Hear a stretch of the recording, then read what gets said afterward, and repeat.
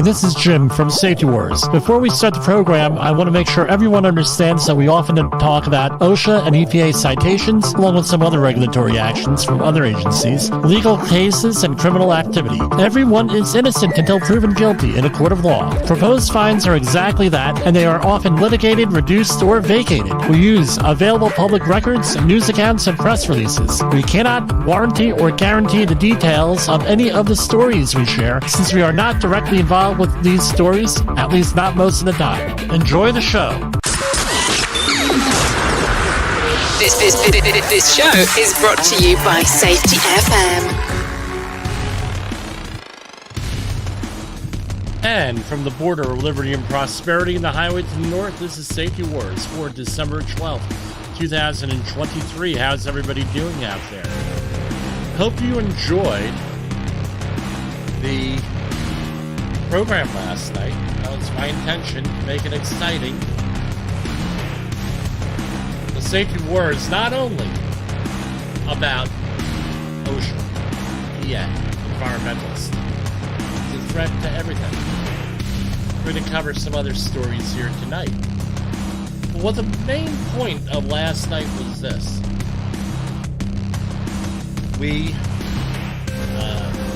There are many different threats. Threats to free speech. Tonight we're going to cover a story on private property, eminent domain. All this stuff goes into everything, how we deal with it. If we don't have the right to free speech, how are we supposed to evaluate what the hazards are to us and our families? If the one solution to a problem is censored, that information is censored. More information does not make us more stupid. More information gives us more information. Now you have to judge whether that information is good or not. If you don't like what you're hearing here, or you say, hey, Jim, I'm not sure about that, check it out on your own. I'm not going to be offended, believe me. If I'm proven wrong, I'll admit it. But there is a lot of stuff going on out there where there's a lot of stuff going on out there where I mentioned a conspiracy theorist in England had all different types of reports on a person who was into doing shameful things with human bodies. Everybody laughed at him. Wouldn't it have been a little bit better had we known about this way before it was officially released? Had we just listened? There was someone else with the other wars in the name. He was allowed back on Twitter. Usually, on the stuff he says, usually pretty insightful, usually right. However, he went off the deep end with a whole bunch of stuff and said a whole bunch of stuff he probably shouldn't have said. He was thrown off Twitter by the old owners. Elon Musk lets him back in. But a lot of the stuff out there that he was saying and does say, right on point. And if not factual, but at least to raise the questions out there. I know that's controversial. But here's the other thing. We had the other point where we had anti-Semites in the neighborhood. We had all different types of people out there talking crap. We didn't know that they existed, allegedly. I knew that they existed. I was in the environmental program in two universities. One now university, and then it was a state college. Believe me, anti-Semitism is out there. Anti-humanism is out there. Transhumanism is out there. Population control. That's all out there. But because, hey, we're censored, the algorithm doesn't exactly work right, according to our former vice president.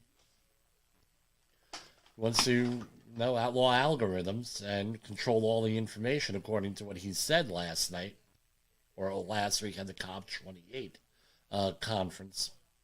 Again, this stuff's out there. We talk a little bit about eugenics here and population control. All that stuff is out there, but no one wants to talk about it. How would you find out about it if we didn't have people talking about it? We can't go around censoring everybody. So tonight we're going to get on with our news and views, however long that takes, and then we're going to insert a video we did today, but it's a little bit of the same information we had last night on the OSHA hard hat recommendations. I'm going to insert it at the end here. So OSHA news. U.S. Department of Labor cites Massachusetts concrete contractor for crushing fault and energy hazard violations after employee fatality. I might have mentioned this last night. There was $201,000 in penalties. It's a concrete company up in Braintree, Massachusetts. And it was basically a soil screener activity. So if you've ever seen Gold Rush, it's very similar equipment there. A different configuration, a little bit different stuff, doing different things, but basically the same thing with different conveyors on there. And so before you put anything into a conveyor, it has to be screened. So all the bigger rocks and things of that nature get screened out, and it's literally like a sieve, a big sieve, and it could have several sieves where big rocks go on top and get ejected out. Little finer material fines, right? What they call, not Larry fines, right? That's the Three Stooges. Fines go through there, and I think that was the Three Stooges anyway. And it goes on to the conveyor, and it goes out and gets processed. So the screener, I've been on top of innumerable screeners in the early part of my career. We've worked with these a lot. For processing hazardous materials into a soil stabilization or thermal desorption type unit. And, all right, so basically, underneath the screener, there's all different mechanical stuff. And an employee directed a employee into the soil screening area without the sieve on. And the sieve acts as a guard also, so the employee doesn't fall in. The employee was crushed between the conveyor and its frame because the company failed to ensure the conveyor's power source was disabled to prevent its unintended startup as the employee performed maintenance. What kind of maintenance work is done on here? Anything from oiling to resetting any conveyors to undoing a jam. That's often what the problem is. I'm not saying here. That's often what the problem is. OSHA investigators found that the company did not do the following. Have a lockout-tagout system, right, where they could cut the energy, provide lock stacks or other hardware to isolate secure block machines and equipment from their energy sources to prevent sudden starts or moves, adequately maintain the soil screener, which had numerous defects and missing parts. Doesn't surprise me. A lot of wear and tear. Forbid employees from riding in a front-end loader's bucket, exposing them to crush and fall hazards. You want to talk about the arguments we've had on projects that I've been on where, I'll ride the front end of the loader. Yeah, smart. Record each work-related fatality or injury or illness. The agency assessed $200,905. Next week, they should be upping the fines, right? They're due for it. That's the second or third week of December. U.S. Department of Labor cites Cartsville chemical manufacturer after a 52-year-old employee suffers a fatal burn. So this was where investigators with OSHA determined the company, I don't usually avoid mentioning names of the company, on the job for just 2 months. Again, new employee, opened an air intake valve to inspect the noise coming from a barium sulfide wash cone, the steam line that was left open the day before. A rush of cold air in the steam line created a bubble that pushed up heated sludge onto the worker, causing fatal burns. A second worker suffered second-degree burns across the upper body.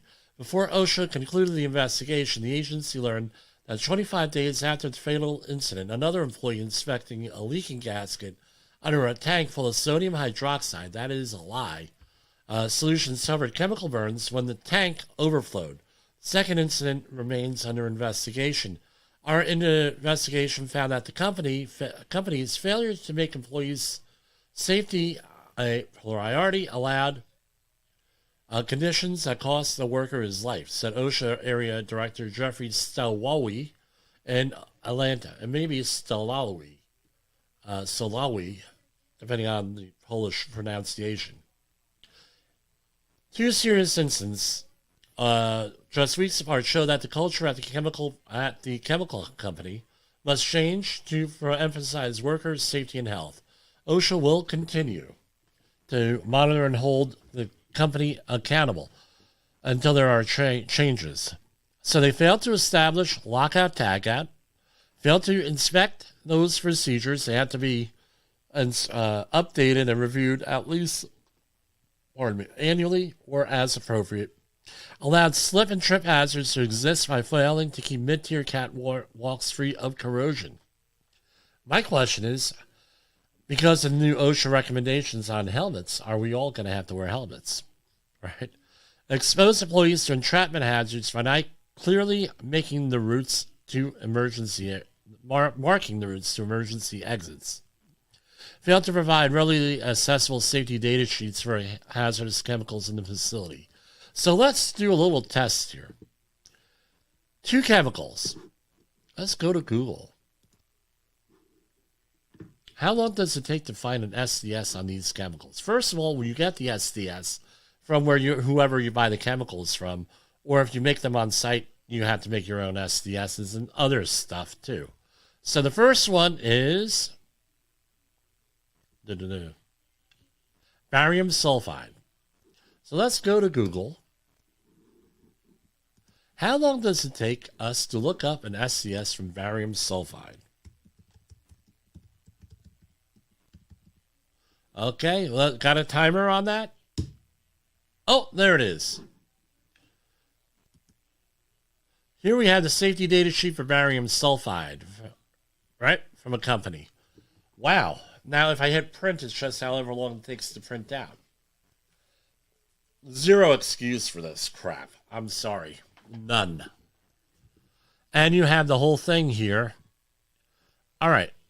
May be corrosive to metals. Toxic if swallowed. Causes severe skin burns and eye damage. Harmful if inhaled. Very toxic to aquatic life.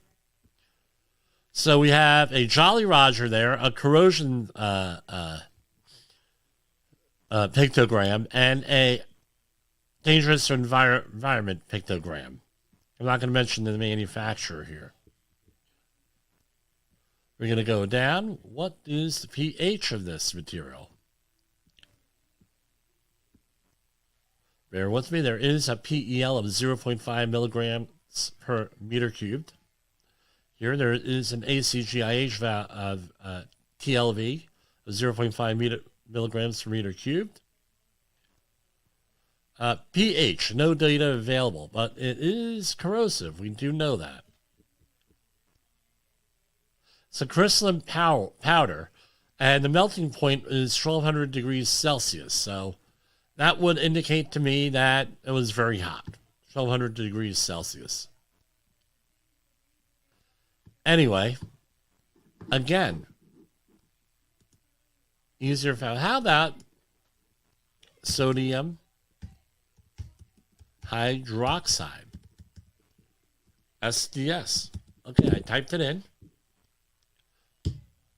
Oh, there it is.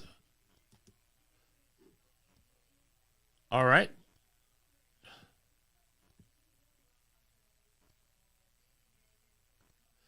Same thing, right? Very, very dangerous here. And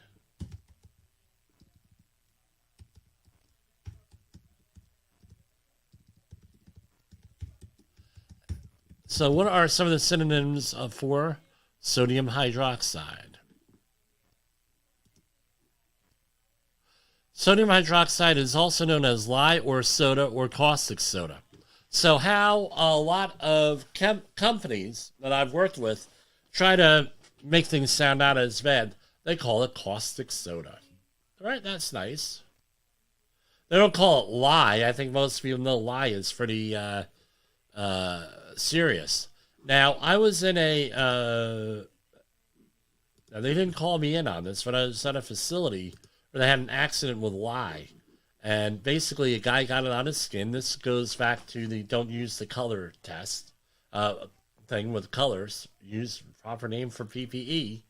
And someone got a yellow suit. Right? Got a chem suit. And he went out and put on a white Tyvek suit to handle sodium hydroxide. Got it on his leg, thought it was water. Until about 8 o'clock at night when his legs started to defat. And he ended up with 4th-degree chemical burns, needing plastic surgery all over his knees. Great thing, huh? Here we have federal safety investigators. This is in Palatine, Illinois. Federal safety inspectors find a Palatine roofing contractor continue to expose employees to deadly fall hazards. Cite the 6 violations since 2019. Twice within a month, in the summer of 2023, federal workplace safety inspectors found a Palatine contractor did not provide roofing employees with required fall protection equipment, exposing them to the risk of falls from elevation. Right, the construction industry's leading cause of workplace deaths. This is from the Department of Labor news releases. What else? They're assessed $275,000. Let's go through this and see what we got here.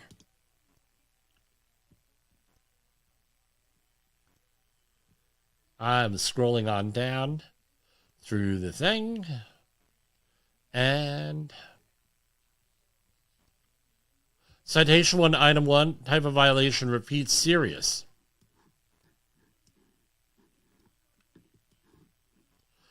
Each employee engaged in residential construction activities 6 feet or more or above lower levels were not protected by guardrail systems. This was a repeat violation. And they list all of the things here going back to 2021, 2020, 2019, so 4 years back. $120,313 for a repeat. Here we have a repeat other. All right. No, the employer did not verify compliance with paragraph A of 1926-503 by preparing a written training certification record, including the name or other identity of the employee trained in the dates of training and the signature of the person who conducted the training.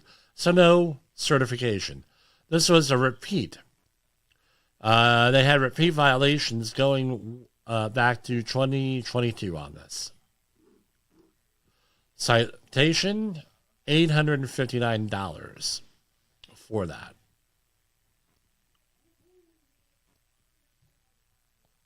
So for a total on that one, $121,172. They do have another one here.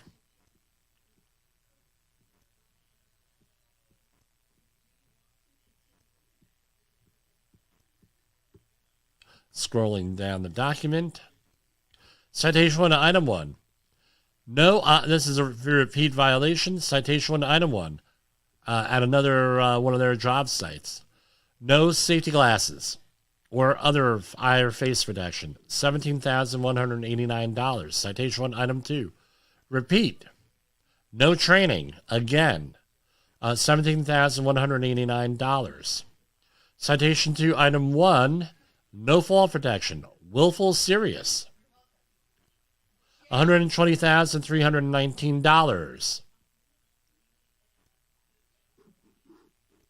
So you can understand, the training is a lot cheaper, guys. 845-269-5772 or jim@safetywars.com with that.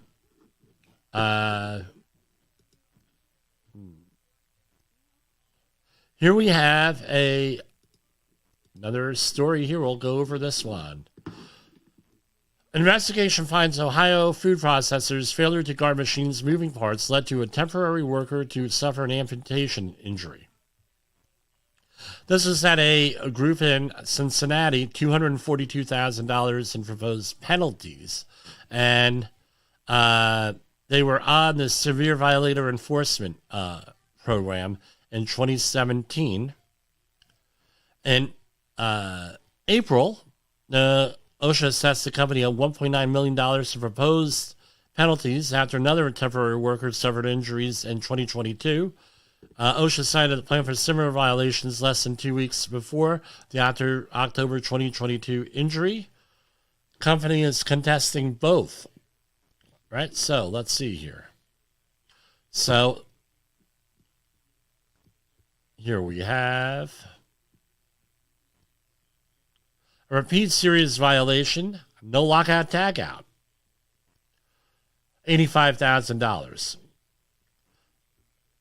Another one, item 1, citation 1, item 2, repeat serious, no guarding, $156,000 for $242,000. I don't know. I think I probably would have advised my client to, change their ways here after they get hit with a $1.9 million fine, proposed fine. I'm not going to mention the name of the food here, but anyway.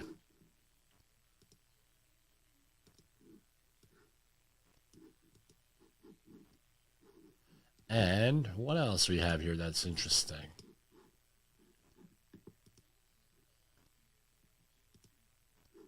$52-foot-long dead fin whale washes up in San Diego Beach, cause of death unclear.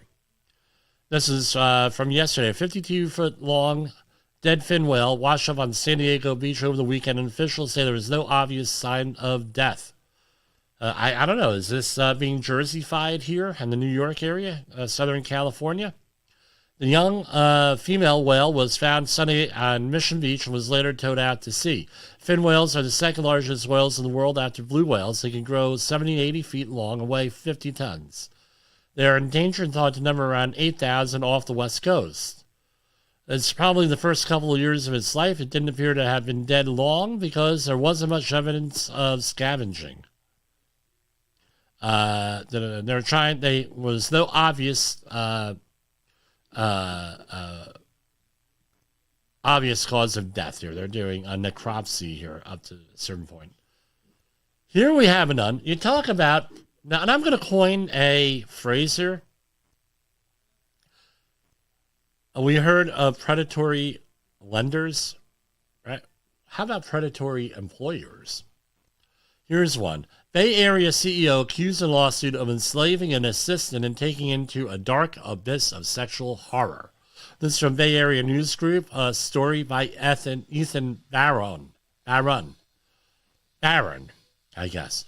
A CEO fired this fall from a major Bay Area technology company is accused in a new lawsuit of enslaving his assistant and sending her into a dark abyss of unwanted sexual horror. In October, San Francisco headquartered business announced that it had terminated the CEO 5 weeks earlier for gross misconduct on multiple grounds. On Thursday, a woman identified as Jane Doe sued the company, claiming the CEO coerced her into signing a slave contract.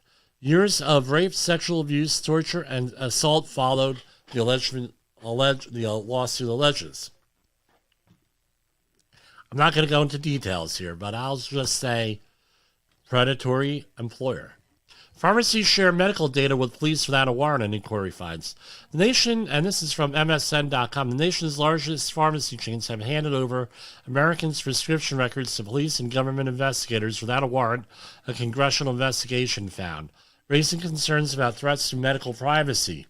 Though some of the chains require their employers to review law enforcement requests, three of the largest, I'm not going to mention who the companies are, but you've heard of all of them, say they allow pharmacy staff members to hand over customers' medical records in the store. Now, I'm going to say this, there are drug testing companies that do the same thing. Or they say, well, we take off the names of the people. Okay, but you're still selling the data. Policy was revealed in a letter sent late Monday to Javier Becerra, the Secretary of Department of Human Health and Human Services, by Senator Ron Wyden and Reps Pramila Jayapal and Sarah Jacobs. The members began investigating the practice after the Supreme Court's decision last year, Dobbs versus Jackson Women's Health Organization ended the constitutional right to abortion. So, again, bizarre. Again, you think this crap doesn't happen, but it happens. Here we have an Engineering News Record, New England. Massachusetts utility worker killed after truck crashes into work zone. A New Hampshire man is facing multiple charges after his truck fatally struck the worker and a police officer. A National Grid worker and a police officer were killed and 2 others injured, and this is from December 8th, after a pickup truck slammed into their work site on a major Massachusetts thoroughfare, highlighting the dangers utility and construction crews face. Horrible, horrible situations. So, that's what I got for you tonight. With that, let me cover this one here.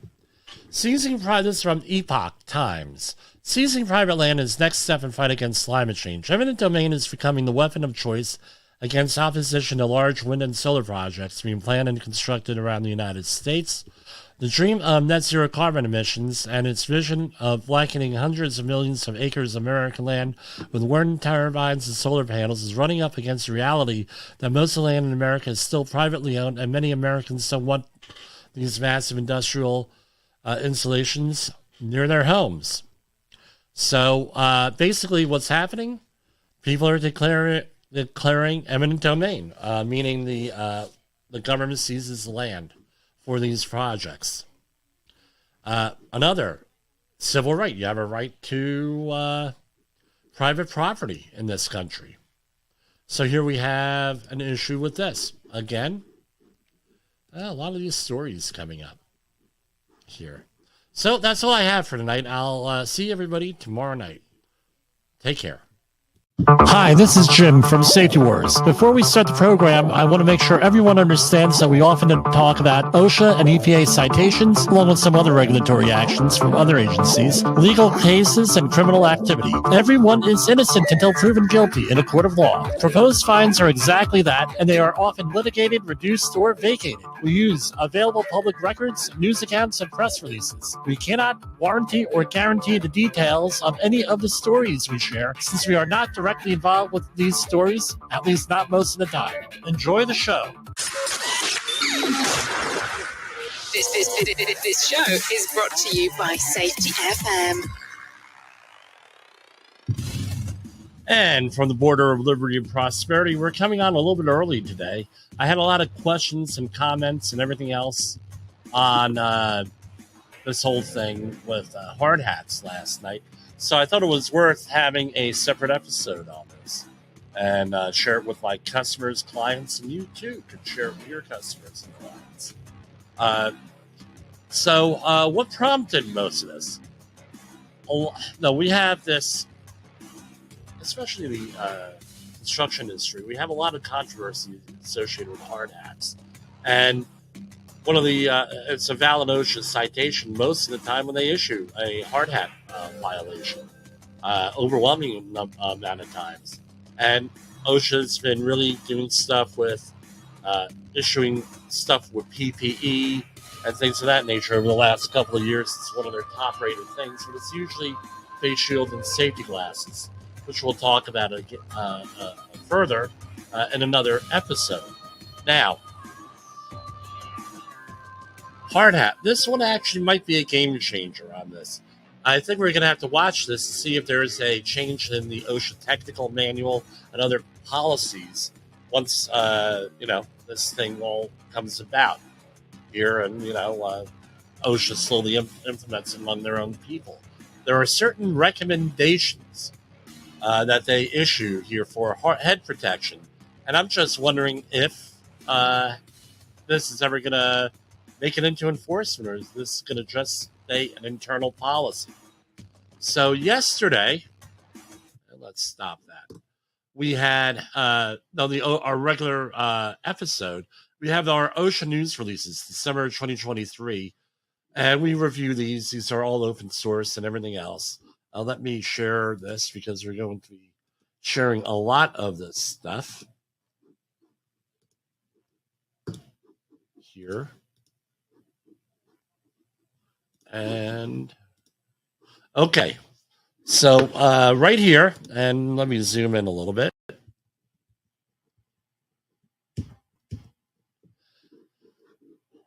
Okay, let's see, make sure everybody's seeing that. Yes. So OSHA announces a switch from traditional hard hats to safety helmets to protect safety agency employees from head injuries better. And here's the release here. OSHA announces, this is yesterday, December 11th, OSHA announced a switch from traditional hard hats to safety helmets to protect agency employees from head injuries better. I might have chosen a little bit, right? Better title here. It's a little bit wordy, but anyway. The U.S. Department of Labor's Occupational Safety and Health Administration announced that the agency is replacing traditional hard hats used by its employees with more modern safety helmets to protect them better when they are on the jobs. Now, there's some key data in here that if you're a safety professional or anyone responsible for safety, you have to take a look at here.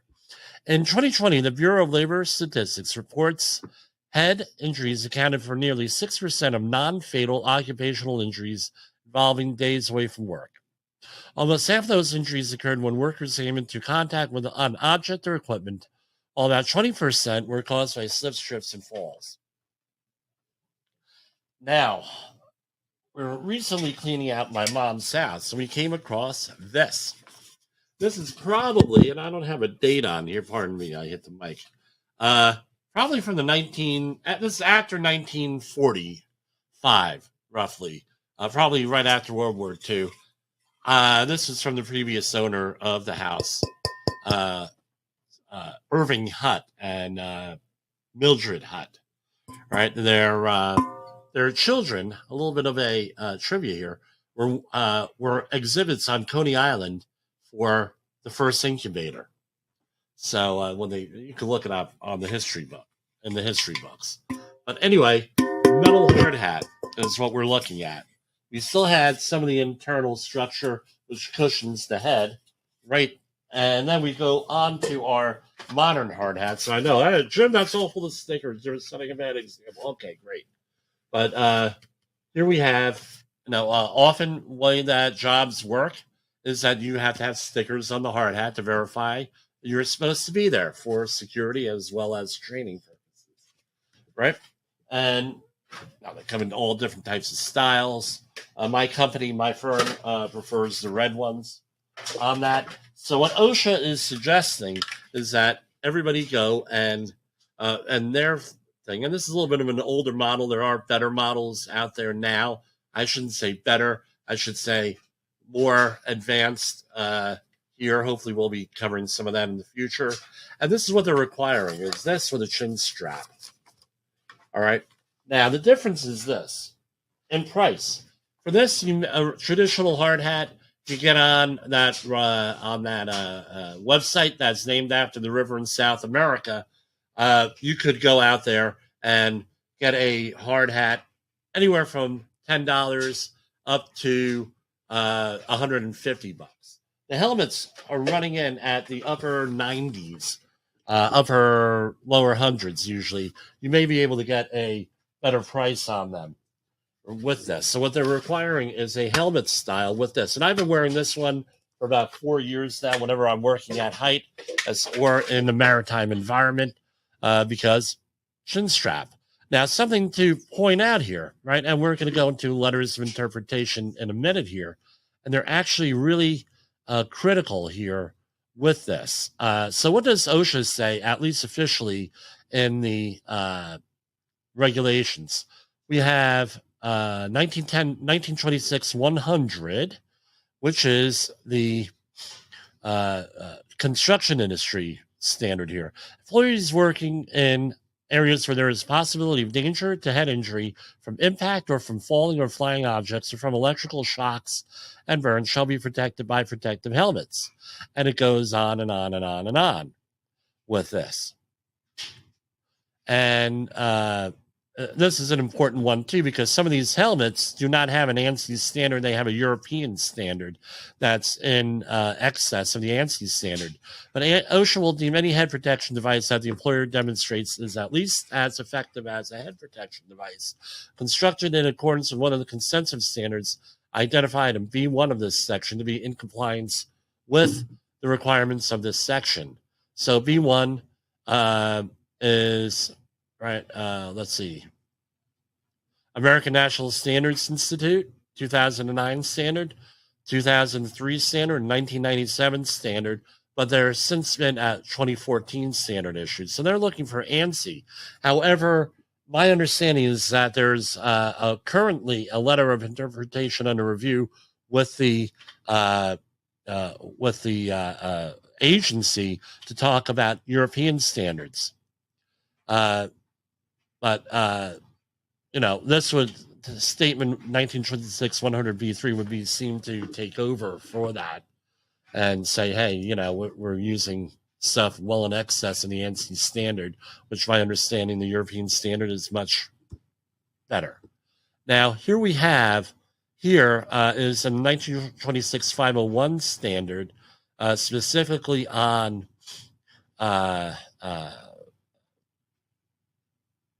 in the fall protection standard, 1926 501C, protection from falling objects.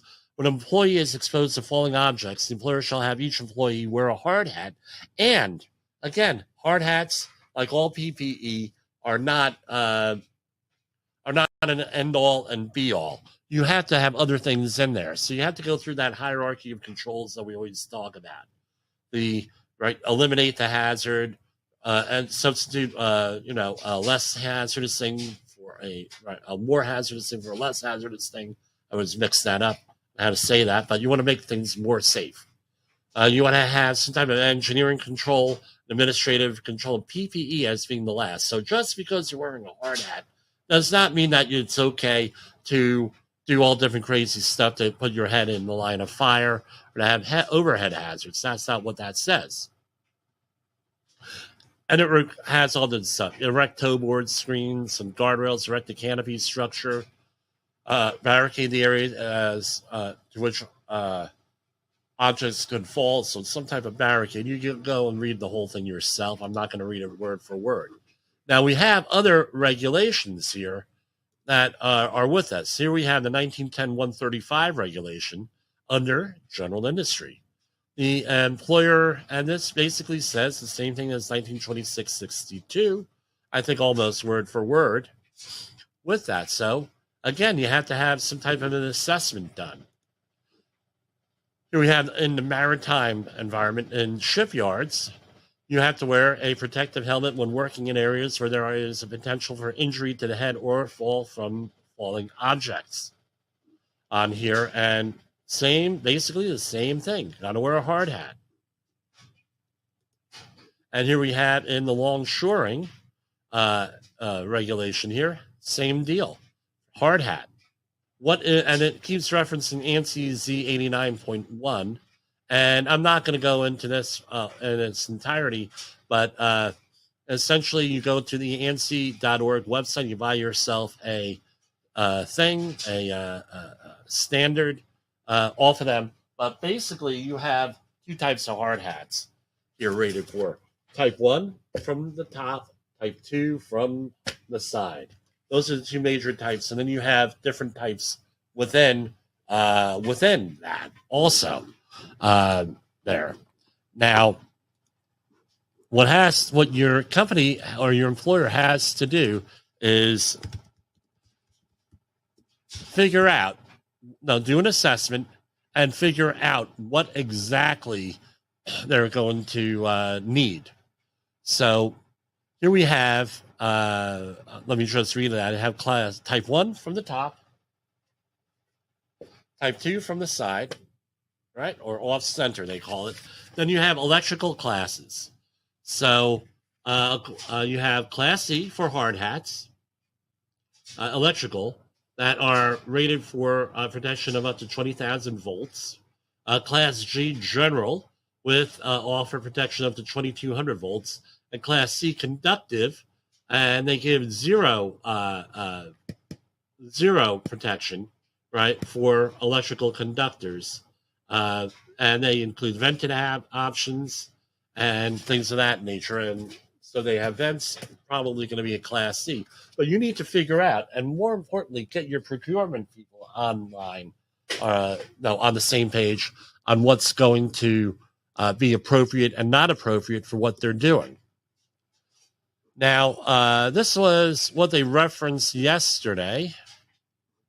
Let me pull it up. And this was from the 22nd of November. Let me share this.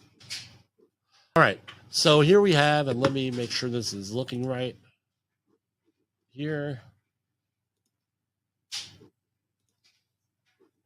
All right.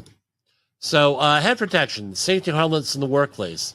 Safety and health information bulletin. Workplace safety equipment, including head protection, has evolved over the years. As industries strive to enhance workers' safety and reduce the risk of head injuries, more advanced and protective modern head protection safety helmets are replacing traditional hard hats. The Safety and Health Information Bulletin and the SHIB, right? Safety and Health Information Bulletin presents the key differences between safety helmets and traditional hard hats, describing the advancements in design, materials, and protective features that help to protect the worker's entire head. The SHIB also provides instructions for properly inspecting and storing head protection, whether it be a safety helmet or a traditional hard hat, with a thorough understanding of the benefits and capabilities of head protection options. Employers and workers make informed decisions on which to use. Going through here, the significance of head protection in hazardous work environments cannot be overstated. And over here, they have a picture of the OSHA standard hard hat here. They don't give a name brand or anything. I wouldn't expect them to. For decades, traditional hard hats have been the go-to choice for protecting workers' head. Made of rigid materials like high-density polyethylene, traditional hard hats provide a basic level of protection. However, as technology and scientific understanding of head injuries have advanced, safety helmets now provide further improvements to enhance workers' safety and to reduce the risk of severe head trauma. One of the differences between traditional hard hats and safety helmets lies in their construction materials. While hard hats are made of hard plastics, safety helmets incorporate a combination of materials, including lightweight composites, fiberglass, and advanced thermoplastics. And lighter hard hat, easier stress on the head and the neck, and things of that nature. So determining when to use, so here we go, more statistics. Employers should evaluate workplace hazards to determine the most appropriate head protection for each situation. If head protection is needed for the job, employers should consider investing in better head protection with safety helmets to protect their workers. According to the Bureau of Labor Statistics, in 2020, head injuries accounted for 5.8% of non-fatal occupational injuries involving days away from work.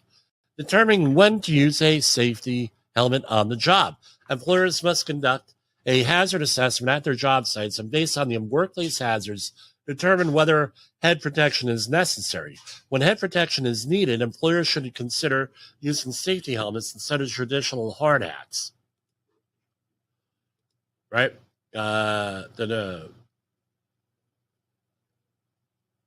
Right? Safety helmets instead of traditional hard hats so that employees are best protected against occupational head injuries. Recommended uses for hard hats. Right? I'm not going to read all of this. Construction sites, oil and gas injuries, industries, working from heights, electrical work, Class G and E helmets, high temperature work environments, specialized work environments, specific regulatory requirements, low risk environments. I'm hard pressed to say where this recommendation is not covered, right, on that. Basically everywhere. And then it goes into storing the hard hat and assessing it, things of that nature. That should all be in your 10-hour or 30-hour course. But, again, we do that. What's the main thing with a traditional hard hat that protects you is not only the shell, but the suspension system with that. Now, my question is this. What's your organization going to do? I'm going to share with you two letters of interpretations that I've had to whip out on a couple of jobs I've had. Some of them, we're not talking 30 years ago. We're talking in the last 2 years, specifically working with roofers that did not want to wear hard hats. And I hear every excuse in the world with that. Now, this is a letter so the roofing company whipped out this letter saying this. And believe it or not, I have to say, unless I actually saw this, I have a hard time, believing that this actually happened here with this, the way that it says. My employees are working on a one-story roof. This is from 2004. With no construction being done over it. Also, there is no equipment on the roof that poses risk of head injury. My roofers remove their hard hats once they're on the roof and place them back on before coming down. This is violation 1926-100. Let me point out, I get this story from every roofer, and every time I've seen this story, now the writer of this letter, this may be exactly what happens. I have no idea. But in my experience, this never happens. Doesn't happen at all. All right. They'll walk through all different types of overhead hazards and then say, well, we're roofers, we don't have to wear hard hats because OSHA says we don't have to wear hard hats. And then you break this down and says, who told you that? Did you read it for yourself? This is not confrontational. No, did you actually read this for yourself? No? Well, because if that's what you're being told, there's a chance that the person that you heard it from either didn't read it or is lying to you. Or is being, producing stuff that's not necessarily true with this.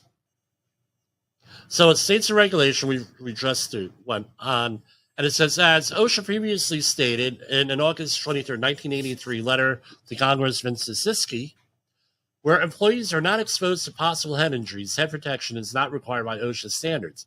In your scenario, where no work is being performed overhead, there is no employee exposure to possible head injuries, there's no OSHA requirement that hard hats be worn on the roof. Okay? Keep that in mind. Right? Right? And that's just, well, there are, right? Here we have another one. And this is from 2014, and they reference the first letter. According to OSHA's, and this is apparently a general industry type thing, is what they mention here, right? OSHA requires a hazard assessment to determine what's there. And what do you do after the hazard assessment? You have to apply what? Hierarchy of controls, which we just talked about. OSHA generally requires hard hats for employees working in areas where there is a possible danger of head injury from impact, falling, or flying objects, or electrical shock and burns. OSHA's general industry standard in head protection states, respectively, do not require workers wear hard hats where there is no risk of head injury, and it goes on and on and on. All right? And this specific letter was about heat stress, and OSHA, even back in 2014, recognized that there was no heat stress standard, and they included all different types of things going on there, right? For recommendations and saying, general duty clause, that sort of thing. This is what they, I'm drawing an inference, but it's what they're implying here on this. Now, in the light of the recent press release, this is why these trade releases and press releases are important. Here, I'm going to highlight this. Let me make sure we can see this online easy. Okay, let me zoom in here. Okay, that's better. Almost half of the injuries, right? In 2020, the Bureau of Labor Statistics reports head injuries accounted for nearly 6% of non-fatal occupational injuries involving days away from work. Almost half of those injuries occurred when workers came into contact with an object or equipment, while 20% were caused by slips, trips, and falls. So I knew about this back in 2020 when this became an issue 3 years ago because I've read these things. That's even back then. Yes, I have a very exciting life here with this. I know I always get that comment. But what this comes down to is this. This says where there is no employee exposure to possible head injury in one letter interpretation. That was from 2004. In 2014, here, right, it references the 2004 letter on that, right, with OSHA generally requires hard hats for employees and everything else. So when there's a hazard to the head. So according to OSHA's own paperwork here, you can eliminate all the overhead hazards. But if there's still a slip, trip, and fall hazard on the job site, you still have to wear a hard hat. Now, I'm going to ask you this. What job site have you been on, especially if you're on a roof or in an open field or something like that, where there's, especially like yesterday and the day before in the northeastern United States, where we had gale force winds. We had Christmas ornaments all over the front yard here. What job site are you going to be in where you're not going to have a flying object or a slip, trip, and fall hazard? They're not going to exist. Right? And this was the argument I used with and I say argument, I mean, we're professional. We don't scream and yell. This is what I mentioned to the roofer. Look, you're going to have some type of, you have to wear hard hats because of this, and this, what I just laid out to you. Now, my question is this. Now that they made this recommendation, right, and it goes through here, we'll zoom through this again here. Boom, boom, boom. And here you go. The agency recommends safety helmets be used by people working at the construction industry, the oil and gas industry, all this other stuff. What if you go, how's this going to work out in the technical manual here? They start citing people for head protection. Do we all now, was this like a back doorway of maybe getting a regulation through without regulatory review? I question. Bypassing the regulatory process. I don't think that they're devious like that. There are people who are devious like that, but I just have to wonder out loud. So what's the message for the people I work with? After I'm done with this video, we're going to be sending out a copy of this to all my customers saying, look, this is the policy, and you may want to consider it in writing all your plans, but my recommendations are going to be what OSHA's are, that everybody wear hard hats, wear the helmets rather than the hard hats. That's what it is. So for Safety Wars, I hope this was useful. Hopefully this will start a conversation in your organization here with this. Now, one thing let's talk about this also. I didn't mention it. What if you're involved in a lawsuit with a head injury? You think they're going to break out this recommendation? I think so, right? And just something to think about. So I hope this was useful. I will be seeing you a little bit later on tonight's program. We're probably not going to be on Safety FM. I have a meeting, but we will release the program on the podcast and also on YouTube and all the other video streams. For Safety Wars, this is jimpoesl.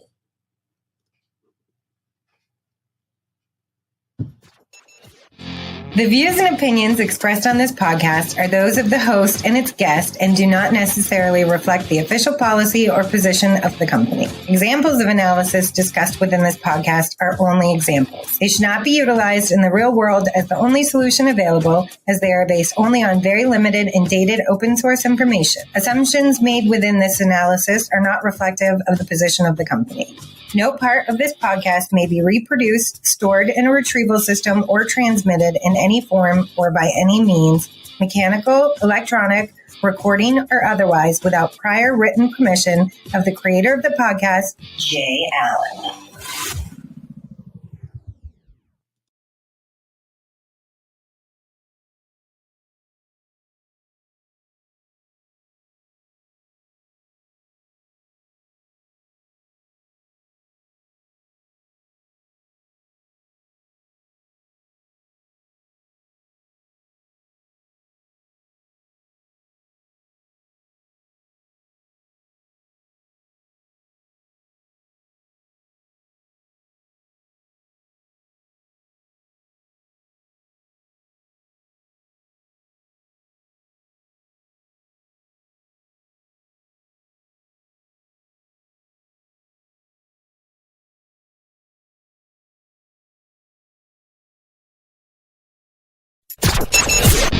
The views and opinions expressed on this podcast are those of the host and its guest and do not necessarily reflect the official policy or position of the company. Examples of analysis discussed within this podcast are only examples. They should not be utilized in the real world as the only solution available, as they are based only on very limited and dated open source information. Assumptions made within this analysis are not reflective of the position of the company. No part of this podcast may be reproduced, stored in a retrieval system, or transmitted in any form or by any means, mechanical, electronic, recording, or otherwise, without prior written permission of the creator of the podcast, Jay Allen.